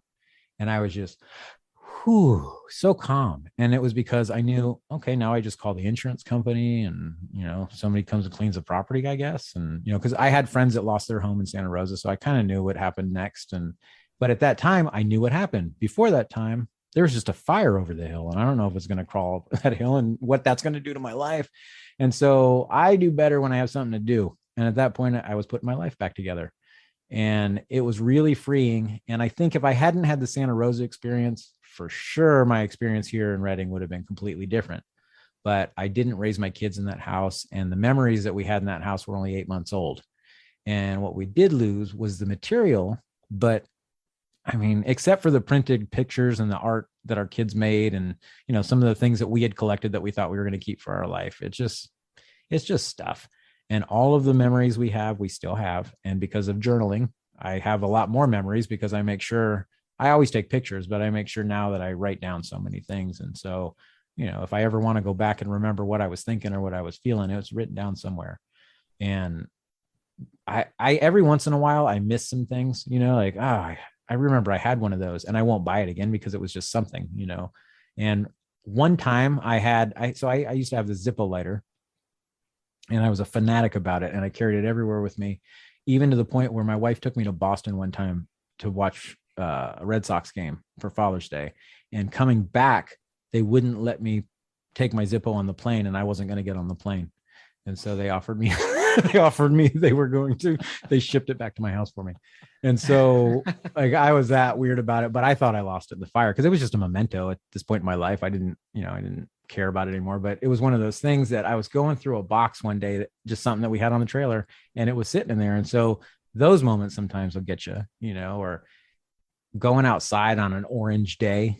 Sometimes the wind will blow and just whoop. Oh, that's rough. It's the smell of a wildfire is just a little bit different than a campfire, those kind of things. So overall, it's really helped me have a grip on what's important. We do have materialistic things in our life. We go on vacations that people might think are a little bit over the top sometimes, but I don't care about the things. I definitely don't care about the money. I'm a very pro-capitalist person, and I try to explain to everybody that I believe that's where a lot of the opportunities come from. And I hate money. Like I really, really, really don't like money. It's one of the most useless and craziest things that we've ever let ourselves believe is very, very important, and so that really drove that home. And since I lost all of my material possessions, and I realized there is a system in place as far as insurance goes, and, there's bureaucracy and things that happen in our government, but it's generally set up to get people to where they need to go with the flow, and do the things you're supposed to do, and things will work out okay. And that gave me a little bit more confidence to continue doing the right thing and continue living my life in a way where I want to do what's right, because tomorrow I don't know what's going to happen. And if I've done what's right all along the way, when my house burns down, I just call the insurance company and they put me up on a house for a couple of months, and then I start my life again. Yeah. Well, I can tell you from pretty close quarters as a superintendent of a school district that was impacted by the car fire. I was blown away, and this is where your name was written down on the future podcast list, because when I met you, our school was mobilizing to help campfire victims in Paradise. Right. We had recently been impacted, so we knew what schools were going through. But to feel the Borquez family having recently lost their home in the car fire, and had friends impacted from the Tubbs fire, you guys being first in line to help with the campfire really impressed me. And I was like, okay, that I need to meet this guy. I need to meet this family, and I need to extend my appreciation to them, but then just figure out how, right? How can you be in a place like I'm hearing from you, you heard that your house burned down and you felt calm. I knew what to do next, and you felt like it was freeing. Yeah. And that perspective, like we ask people all the time, what's something that you're holding in your life as truth that you learn the hard way? And we only learn through pain sometimes, right? Yeah. And that's impressive. I got to imagine having experienced the fires in Sonoma and having people close to you go through that same experience. That sort of maybe gives you some sort of perspective, right? As you lose things, and that's just wild, Sam. Well, and so many people would have that experience. If you plugged in other people into that, you would get questions, you would get bitter, you would get, why is this happening? Why do bad things happen to good people? Right? I don't hear that. I don't know if that was a phase maybe you went through. No, I just never. I was a little bitter after Santa Rosa, and it wasn't so much about my own experience, but I had friends that lost their house, or people that were displaced and couldn't get back into where they were, and you get a lot of the same things I heard from people that were being negative here, and so I understood it when it was going on here during the car fire. But yeah, I don't know. It doesn't do me any good in my life to wallow in the things that are bad. I've had a lot of bad things happen in my life. And if I just chalked them all up, or stacked them all up, then they would be completely overwhelming. But you got to you got to find the light, right? You got to find the lemonade and the lemons. Yeah. Amen. Well, I appreciate that, but not everybody does. Well, not everybody watched too much TV and read philosophy. So this was all because of the Cosby Show. Mr. Brady. I don't know about the Cosby Show. Leave It to Beaver, Brady Bunch. Yeah. Any sitcom from the 80s, really. I was. Yeah. Who knew? Maybe there's a school curriculum out there we can develop. Maybe 80s sitcoms. I would love to teach kids how to communicate. Yeah. Well, given that, I mean, we've talked a little bit about, some of the experiences you've had as a young person, you reaching out to others and then going through these experiences. What gives you hope, Sam? Well, my kids, that's hopefully not a cliche answer, but the reason my kids give me hope is because they are behind the millennial generation, and the millennial generation is behind us for sure. But I look at history and I see my generation was talked about. I'm a Gen Xer, and I was lazy and whatever. And I am lazy. I don't want to be in charge. I don't want to do things. So I fit that mold, but somehow we made it. And then the millennials are supposed to be such a mess, and I think they're doing great. And then the kids behind them, though, they learned a little bit more because I think their lives had more friction. Like they've had more things pushing on them, whether it's understanding that screen time at a big amount's gonna be bad, even though they won't admit it all the way or something. I just see a strength in the younger kids now that they're going to start pushing us out of the way. They're going to start moving us and doing the things on their own because, my son, I joke a little bit, but it's true. He opened a publishing company because he can go online now and he can just create a publishing company and start pumping books out. And nobody's going to stop him. And if he sells one, it's profit. And that's the mentality they have versus I got to work my way up. I got to do all the things. They can just jump in and do it. So I feel like as long as that generation that's coming up now gets to learn that balance, like you have to put the practice in if you want to get there, but you can just jump right in and do it. You don't need any permission. You don't need any certifications. You can just start if you can do it. I think that gives me a lot of hope for the future. I just hope, my hope is that something comes along soon and gives kids that balance, and shows them that hard work is necessary. And there's a new way to communicate because we have a new technology and we have, it's so fast to communicate now. Whereas before you could think about stuff for a while, and now it can just come right out and it's out. Like you said, it lives on the internet, usually lives on the internet forever, and you're there with it. And, I think the younger kids, my kids at least, and their friends seem to understand that a little bit better than some of the people that were kids when, some of the social media stuff was just starting out. And I would see things at work, people doing things, getting themselves in trouble for silly reasons. They're learning. And so that's human nature. Humans get something that they can't handle and they adapt to it. And then eventually it becomes part of what's going on. And I'm really, really optimistic about young kids right now and what I see them doing. Well, and so many of the constraints that you and I see, it's because we're old. Yes. And it's a construct in our mind, and it's not, they don't see it. They don't see the constraint. The funny thing about that for me is not that long ago, people only lived to be 35, 45 years old. And so the kids coming up got to come into power, and they're the same kids, but now people are living to be 90 and they're still working, some of them, so you don't get to push them out of the way and come up into your own. And I think that's a lot of what happened with the millennials is they wanted to come into their own. It was time, and we weren't getting out of the way quick enough, Well, hey, so do you have the name of the publishing company? We'll drop it in the show notes. And I can't share it because he got so mad. If you want to go on my Facebook, you can get it. But if I said it here, he would be so mad because he's like, Dad, that was just a test book. Dad, don't show people that book. Well, you know what? Richest Man in Town would love to get a publishing deal. So maybe, he'll do it for you.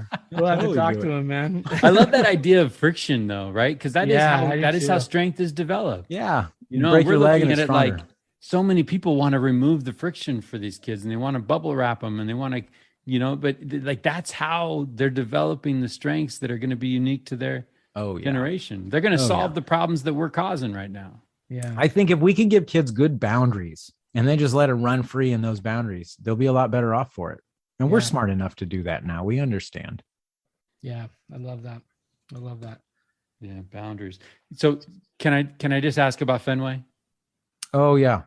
How is it? Is it everything they say it is? For me, so I'm a weird fan. I grew up with my mom's family's from New England, and so Rhode Island, and my uncle was super Red Sox fan. And so that stuck because as a kid with not a lot of positive role models, my uncle was a positive role model in my life, but he lived across the country. He was from Rhode Island, but he was a Red Sox fan. And so that kind of tied in, and I just became a Red Sox fan. And being in California, that was weird. And being in a time where the Red Sox weren't ever going to win anything ever, that was weird.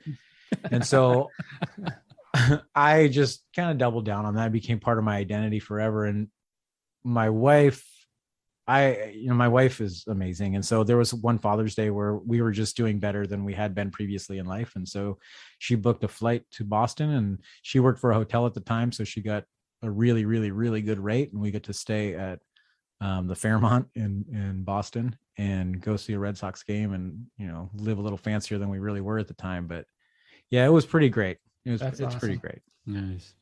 That is awesome. At this point in time in your life, Sam, what are you afraid of? Oh, man, electricity. It's scary. Getting shocked. The things. Sorry, the things. I'm right there with you, man. Do you do a lot of appliance repair? No, I won't. There's so many things I'll stick my stupid head into, but I don't like electricity. You will fly to space. I will fly to space, but as long as I don't have to rewire anything. That's right. There's got to be a story there, right? Have you felt that, or is that just always fears? So here was one time at my aunt and uncle's house. I don't remember why we were rewiring things, but we took the cord off the lamp and wired it to, I think, the television or something, and plugged it in, and it blew out all of the circuits. And so that was a pretty good shock. Another time was when I was a kid. I found if you hold the coaxial cable that comes in for cable and you plug the TV in at the same time, that'll last for a while. So there's a couple of things like that have happened to me in my life where I'd just rather not. Those are some nuggets that our listeners are going to need to latch onto, man, for sure. Yeah, those little football games because those things happen by accident all the time. Yeah. Do you remember the 9-volt battery football games where your little green dot like? Oh yeah, absolutely. So my mom wouldn't buy me a battery, I guess, and so I cut it and I wired it to my lamp and I plugged that one in once. And it was called it. So yeah, that's why I don't like electricity. No. I'm not a fan. Is there anything not so literal you're afraid of? Some things I'm worried about.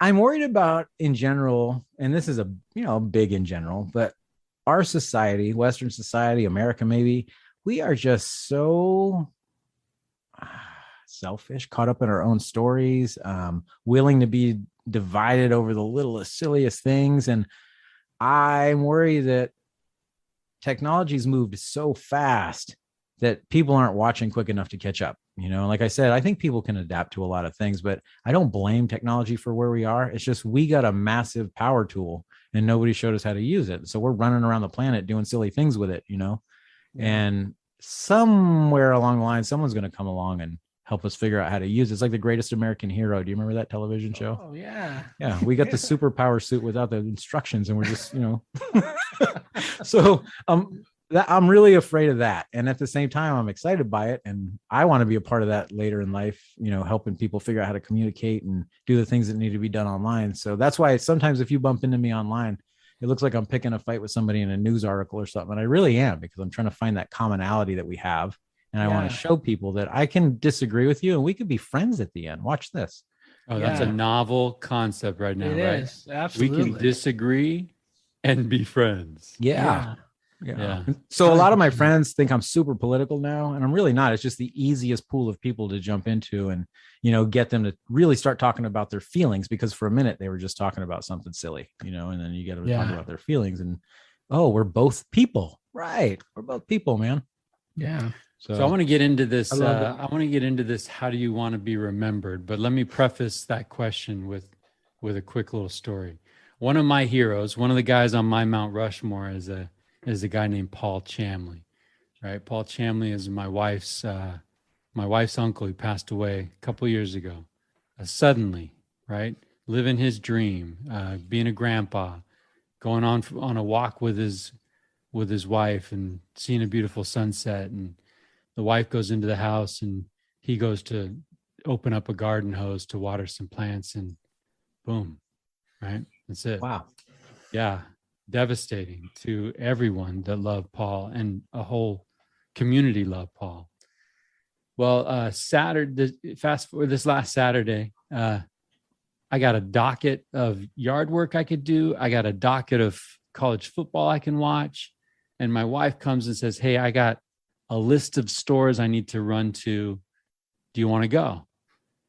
And being a smart husband, I said, yeah, let's go. I'll pal around with you and we'll go shopping on a Saturday. Like crazy stuff, like Costco on a Saturday. No one does that, right? It's just dangerous. That's a recipe for disaster. So we go through and we do all these things. Well, as we're finishing up, she gets in the car and we're driving and she says, thanks for being my Paul today. Because Paul did that. Yeah. And I had a moment, right? I feel it right now, just even talking to you guys. I had a moment where it's like, all right, that's an indicator, right? That I made the right choice, that I'm following some good footsteps. And then as it just so happened, Paul Chamley is buried in the Gridley Cemetery, small town, Gridley, about an hour and a half south of where I'm at.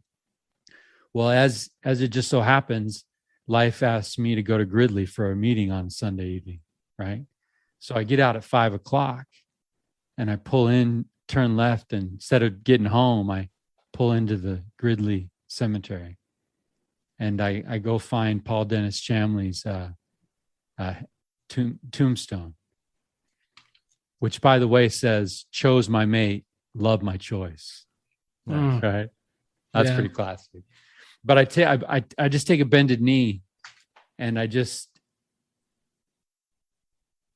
promise Paul that I'm going to try to be better. Right. And I thanked him for raising the bar. Right. And then I took a picture of where I was and sent it to his wife and said, hey, just checking in with Paul, making some promises to try to be as good as he was. To me, that's how I want to be remembered, man. To think, Tyler and I frequently talk about this thought on the program, where there's two deaths, right? There's one where you die, and then there's one where people stop talking about you. Yeah, exactly. And we talk about how to live a life where it reverberates for a long time, maybe even for eternity, right? That echoes, where generations are talking about the way that we maybe lived our life. So with all of that being a preface into a question, Sam, how, as you think about your life and as you think about the life that you're living, how do you want to be remembered? Well, that's a hard story to follow. Thank you for sharing that. Yeah. I try to give back. I shared with you guys a little bit of the ways that I've just went out in the world and I try to give back the opportunities that were given to me. And I don't know how much change I'm affecting, day to day, but I just hope I have a good feeling that my family, my kids, that they will remember me in the ways that, make me feel good. But I hope that there's someone somewhere a long time from now who is using my advice, and maybe they don't even know me. They're just using the advice that I gave to somebody. And to me, like, maybe I could write something 100 years from now that somebody wants to read and they find it interesting and they can use that in their life. It's those kind of things where I don't necessarily want me to be remembered as just the things that I'm living my life for. It would be more fulfilling for me if my name was forgotten 3 days later after I passed. But the things that I'm trying to get done just keep going, no matter what those things are by the time I'm finished. Just the things that I care the most about, that I believe the most in, just keep on going. So it's not for nothing. How do you keep those beliefs in this 2021 world we're living in? Well, I actively go out and I find people that are willing to tell me I'm wrong.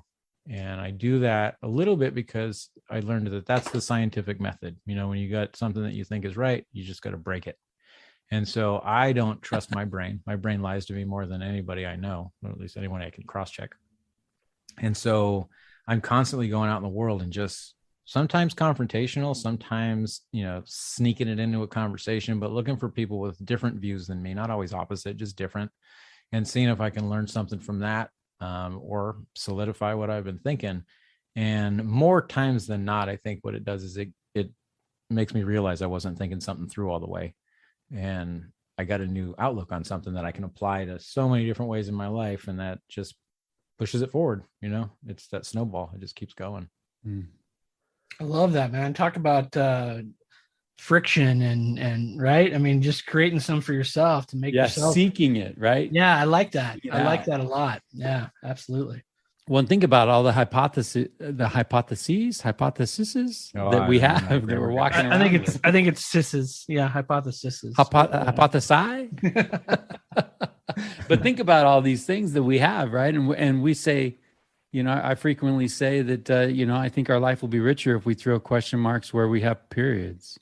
For sure. And question everything. And I believe that there are answers. Yeah. Like you said, there are truths that will hold up to the test. There will be things that you're carrying around that you can throw out in conversation, and it comes back and it's like, 2 + 2 is 4. Right. Yeah. So, Sam, we have loved the time that we've had together, and I love connecting. I love some of the nuggets and the lessons from your journey. We ask every person, man, woman. We haven't had children yet, but we've asked every person that we've had on this program. We always close with the same question, right? One of our heroes is George Bailey from It's a Wonderful Life, and we love the irony of his life. We love the wrestle and the struggle and the ugly and the beautiful. And in the end, we love that end where he's just on a bridge and he wants to live, right? He's seen things a little differently. Right. I think in our time together, you've helped us see things a little differently. He comes back and his little brother raised a glass and toast to George Bailey, the richest man in town. And we love that because he's not even close, right? His life is kind of a hot mess at that moment. But so we love to get your thought. So to you, Sam, what does it mean to you to be considered the richest man in town?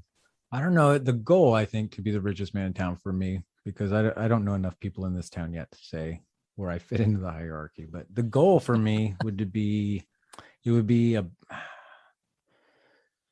so to be rich, you have to have a lot of something, right? And something that's considered a value. And I believe that in order for something to have true value, it has to be inherently good. And there has to be just some quality in something that makes it inherently good, like the love I have for my wife. There's good things that I get out of that just because it exists.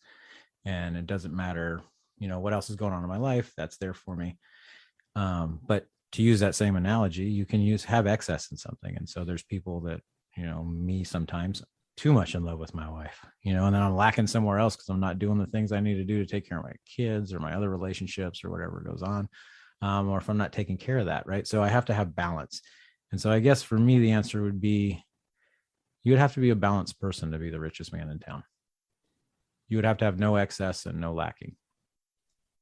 I love that answer.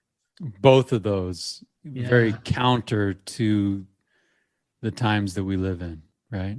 Where we can literally talk about someone's feasting across the street from someone who's famine.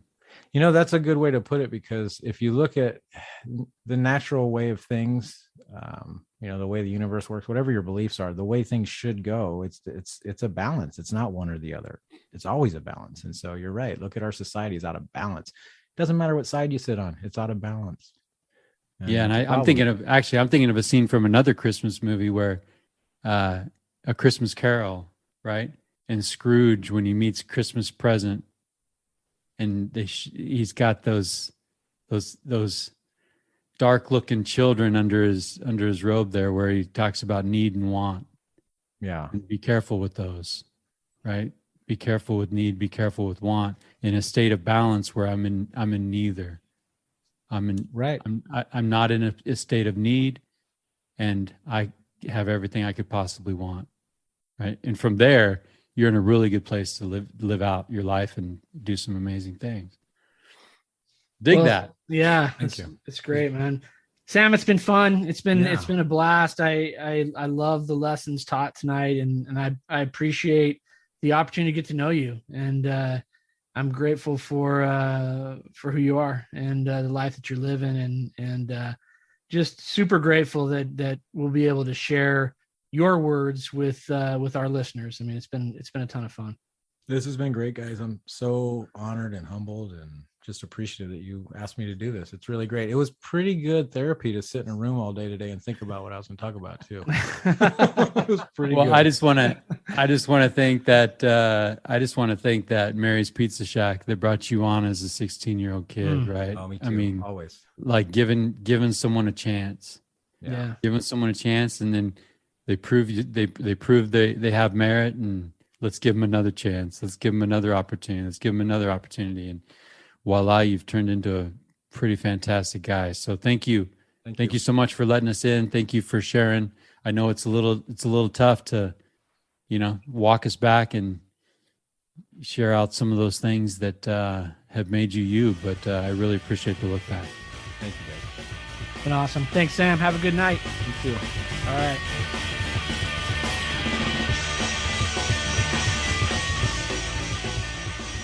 Good idea, Ernie. A toast to my big brother George, the richest man in town.